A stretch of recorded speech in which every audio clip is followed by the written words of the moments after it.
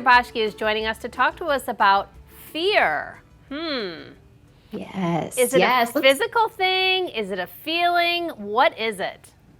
What is fear? Yes. Fear is a reaction that warns us of a perceived threat. And it's okay to avoid some things that scare us, like, let's say if we get stung by bees, we will die. It's okay to be afraid of bees. We're talking about the type of fear that stops us from having the conversation we need to have, chopping off our hair or dyeing it blue, going to the event alone, asking for the promotion, or writing the book. It's the type of fear that stops us from going after what we really want, being who we truly are, and having and living the beautiful truth that's in our heart. And there's an acronym for fear, and it's false evidence appearing real. So we predict an outcome versus being in the moment. So instead of just getting up and singing karaoke, we predict that we're going to make a fool of ourselves. Everyone's going to laugh and hate us forever. So we don't even get up on the stage. And that false evidence that we are predicting is going to happen stops us from what we really want to do. And so what we need to know about fear is that it has one job and it hates one thing. Fear hates change. And fear's job, they want to keep us, fear wants to keep us exactly where we are. So we never take risks, we never try, and we never grow. And fear's job is to stop us from evolving and becoming the next version of ourselves that we are designed to be. And once we remember that and know this, we can say to fear, thank you for trying to protect me, but I've got this. Oh, I like how you personify it a little bit. You know, when we talk to it directly, you take a little bit of that, nebulous notion out of it, and you feel like you have a little bit more, I don't know if I want to say control, but command of the conversation. I love that distinction, command. Yes, I love that. Can we ever really get rid of fear? Probably not, because some fear is actually useful, like avoiding that hornet nest that fell on the ground.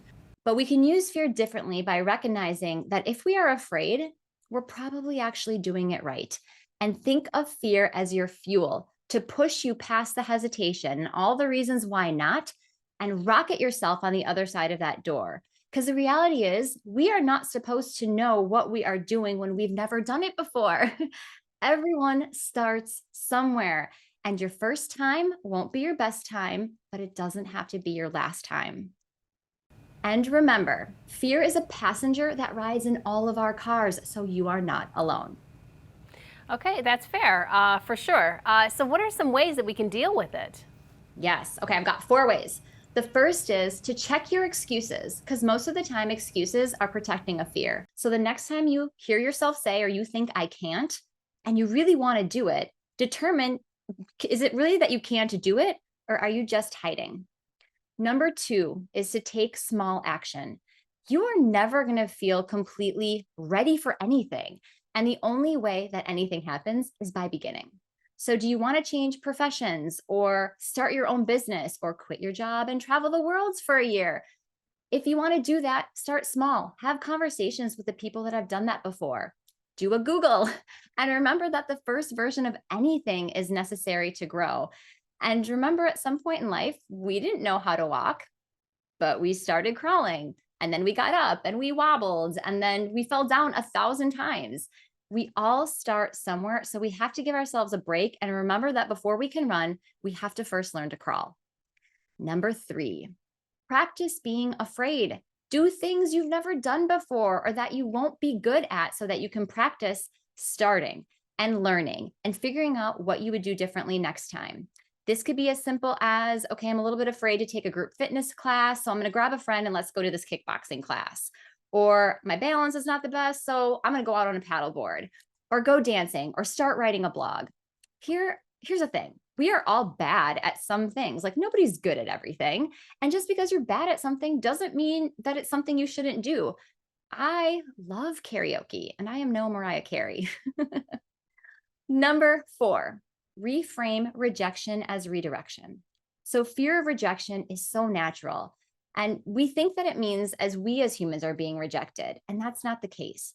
So we didn't get the job, we didn't land the client, we didn't get the invite. Simply take that as a cue that in the long hallway of doors, that simply wasn't your door. And that is not a reflection on your value. It's a reality that that door was not yours to open. And I love this. Remember that a true no is better than a yes every day and every time. And most people are afraid because they're not sure if something is going to work. Well, you know what? You know what's definitely not going to work? If you don't try. For sure it's not going to work then. So the only way to guarantee failure is by not doing something. So don't take yourself out of the game because you're afraid to play big and make moves and rattle the cage, because that is putting fear directly in the driver's seat, and that is where we belong. Yeah, I fully support that. I will tell you from on a personal note is that I have lived in fear a lot of my life, especially going it alone, raising my family alone, wondering just how it was all going to work out. So I would have to talk to myself a lot about, everything will work out. Everything will be okay. Keep trying. Because living in that fear really does keep you stuck. It keeps you down. And I'm sorry, I don't play small. No, that is not what we are here to do. This is not a dress rehearsal. And I love that you just articulated you are a fear warrior, right? You went through it and you conquered it. And the thing is, we always get through it. But the worst thing is if it immobilizes us and we do nothing. We can always move through fear. And I love that you are a warrior of that. Well, girl, I'm not alone. I'm most certain you and lots of our viewers out there have experienced the same thing, but it does help to personify it, challenge it, and tell fear, hey, I got it. Right? Well, great to see you, honey. Thank you. Thank you. All right, we'll see Heather again.